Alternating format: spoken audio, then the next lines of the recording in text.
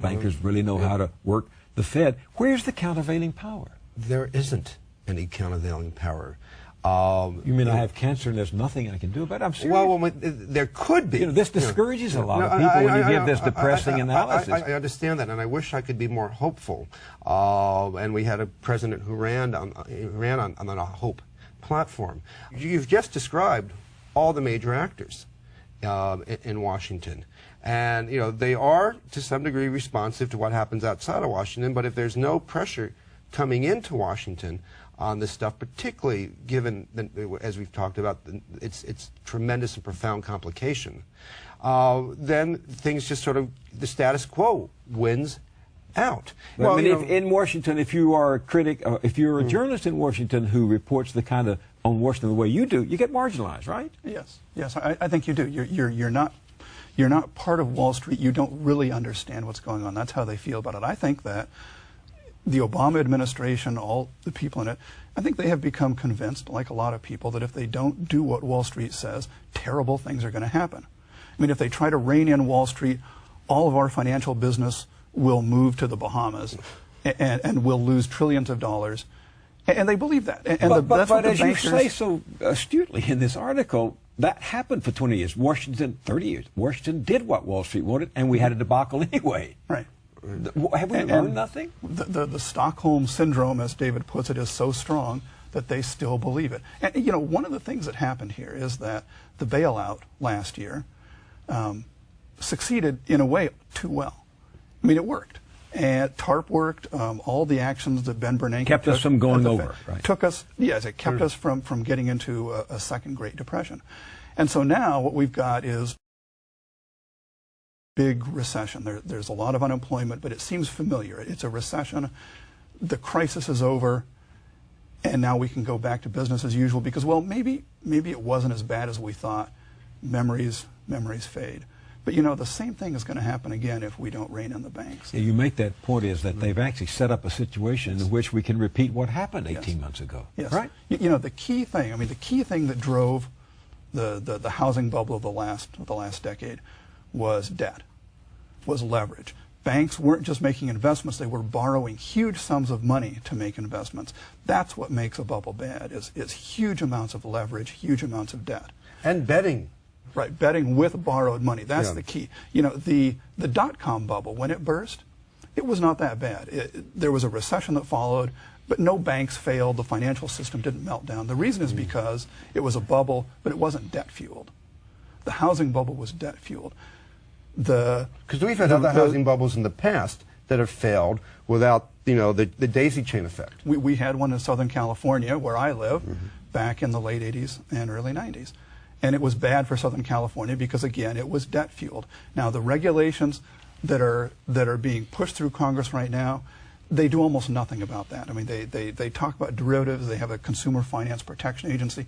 Those are good things. But the key thing they ought to be getting at is debt. They need to restrict the amount of debt, the amount of leverage that the financial system can use. You don't get rid of it.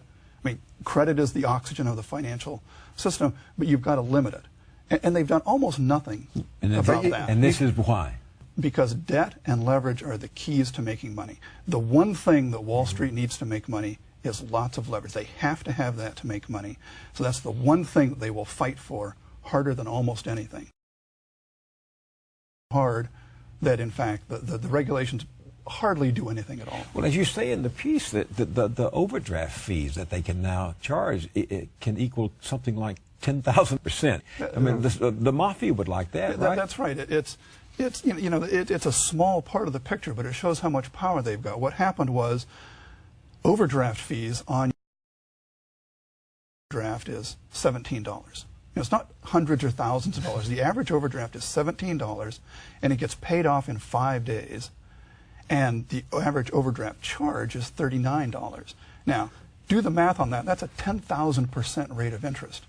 And the only reason banks can do that is because in 2004, the Fed, after being lobbied by the credit card industry, being lobbied by the banks, ruled that even though overdraft protection was marketed as a loan, was marketed as a line of credit, consumers all thought of it that way, it wasn't in fact a loan. And so since it's not a loan, they can charge any interest rate they want. Well, you know, one of the small debates in Washington has been what type of consumer financial protection agency there should be that would look at things like this. And Elizabeth Warren, it was her idea initially to even have such an agency, which she proposed a couple of years ago. And she wants it to, you know, to have the power to regulate, you know, banks and credit card companies and others that provide financial services and financial products. And she wants there to be some very simple rules. And for instance, like you have to, every credit card company would have to provide what they call vanilla products, whereby here's your credit card, you have a, I don't know, 12% interest, it doesn't change, no other fees until we let you know in letter with bold print that it's going to change, and we give you the right to keep the card or not keep the card. Something very simple. And the agency also would have the right to, you know, write these rules and then regulate the companies. So it has the Washington hopper, and now all these, you know, it starts getting watered down. They take out the vanilla product stuff, so the things that would make things easier for consumers to avoid getting caught in scams, like the one that Kevin just described, you know, is removed from the bill. And they say, well, you know, maybe we'll have this little agency write its little rules, but we'll let the banking regulators enforce them. The groups that, to date, have really been held hostage by the people they're supposed to regulate. We have a lot of debate in Washington over this. You know, compared to the big picture that Kevin and others have described, this is really a minor reform. But even this minor reform gets sliced and diced until, yeah, something might pass. People are, you know, right now, people are more afraid of big government than they are of big banks, despite what happened over the last couple of years, and they shouldn't be. They should be, what they should be is demanding a better government, a government that regulates without being captured by all the special interests, a government that puts in place regulations that are simple and clear. So David was just saying, the vanilla products option, for example, in the CFPA was a nice, the reason the banks hated it was because it was so simple. A nice simple regulation, there's no way to get around it. If the rule says you have to offer, as an option, this is not the only thing, you have to offer, if you're going to do a home loan, one option has to be a standard 30-year fixed rate mortgage. And you can have all your other options, but you've got to at least tell people they can have that. That's a very simple regulation. There's no way to get around it, and that's why banks hate it. Bill, you keep coming back to the same question. How can they get away with it? I mean, that's really what it all boils down to. And it's a serious question for this reason. You know, we don't always have popular representation in government, but from time to time, the civil rights movement, suffragette movement, the Gilded Age, the first time, people do get heard, and people and men and women in power begin to speak for them. The worry is that we become so big and so politically abused, as a psychologist recently said, that the will to fight for democracy, the political will, has been dissipated? Well, I think there may be something to that. It's also, you know, it takes time and energy to do that. You know, people who are stressed out over, you know, losing jobs or maintaining their jobs, you know, may not, you know, sometimes that leads people to fight. Sometimes it leads people to resignation. Sometimes it leads people just to focus on getting by. Think about what's happened to our economy. For the aughts, the last decade, there was no net job growth at all from 2000 to 2009. For every other decade prior to that, whether it was Republican or Democratic president in charge, the growth was between 20% and 38% in jobs. So we've gone from, that's pretty healthy, even though at times there have been recessions and wages may not have gone up as much as the number of jobs created. But in the aughts, nothing. This represents, I think, a fundamental turning point for our economy, and that has people, my guess is, our country, wigged out. They don't know the future. They don't know who to turn to. They saw what happened with the economic collapse last year, and you know, it's hard to know, you know, if you're going to be angry, who to march on, or whether you're going to hunker down and try to just get by on your own. They look at rising powers, economic powers overseas, and how we're going to compete with them. It may be a form of abuse, but they certainly look to the Washington system. And this gets to the point that, you know, that Kevin raised. You know, in poll after poll, for decades now, if you ask people who are you more scared of in terms of America's future, is it big government or big corporations? Big government always wins by a landslide. And remember one thing is that over the last 20, 30 years, people have been told over and over and over again that the economy is doing well. the economy's doing great, the Dow is up, and yet they themselves, most of them, aren't actually making more money. Median wages have hardly gone up at all in the last 30 years, so you've got all these people who aren't really making any more money. They're treading water, and yet everywhere they turn, they're being told the economy's doing well, and I think a lot of people start to blame themselves. They wonder, if the economy's doing so well, how come I'm not doing better? It must be me.